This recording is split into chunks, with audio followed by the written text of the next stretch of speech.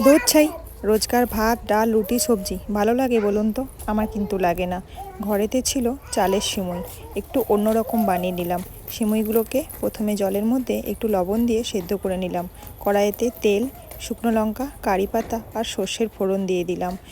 ফোড়নটা হয়ে গেলে ছোট ছোট করে কাটা আলু, ফুলকপি, বিনস, পেঁয়াজ ভেজে নিলাম ঢাকা দিয়ে।